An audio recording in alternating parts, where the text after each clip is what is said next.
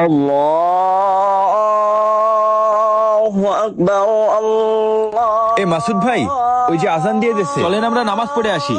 তুই যে প্রতিদিন ব্যবসা বাদ দিয়ে নামাজে যাস, এই করলে কি তোর ব্যবসায় কোনোদিন লাভ হবে না উন্নতি হবে? তোর তো ব্যবসায় মনোযোগ নেই। তুই যাচ্ছিস যা, তুই আমারে ডাকিস কি জন্য? প্রতিদিন আমারে ডাকবি না। ভাই, ব্যবসা তো পরেও করতে পারবেন, কিন্তু এখন যদি নামাজ পড়তে না যান, পরে কিন্তু আর জামাতে নামাজ পাবেন না। এর সাথে বকে লাভ নেই, ঘ্যান ঘ্যান করতেই থাকবে না। এ চলে গেলে আরো আমার ব্যবসা ভালো হবে না, কাস্টমার সব আমার কাছ থেকে কিনবে না, আমার মেলা লাভ হবে না।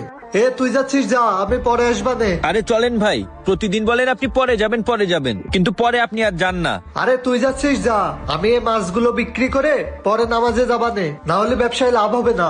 আরে ভাই, আপনি ব্যবসা নিয়ে এত দুশ্চিন্তা করেন কেন? আমার মাছ তো সব পড়ে রয়েছে, আর আপনার মাছ তো তাও বিক্রি হয়ে গেছে। আমি তো ব্যবসা নিয়ে চিন্তা করতেছি না যে আমার বেচা কিনা হবে কি না হবে, কারণ জানেন আমার বিশ্বাস আল্লাহর উপরে, সেই আমার একটা ব্যবস্থা করে দেবে। ওই শোন, তুই যদি ব্যবসায় এরকম গাফিলতি করিস তাহলে কিন্তু তুই ব্যবসায় উন্নতি করতে পারবি না। তাই নামাজ পড়তে না যায় ব্যবসার সময় ব্যবসা কর। এই যে ভাই, 2 কেজি রুই মাছ আর 2 কেজি কাতল মাছ দেন তো ভালো দেখা।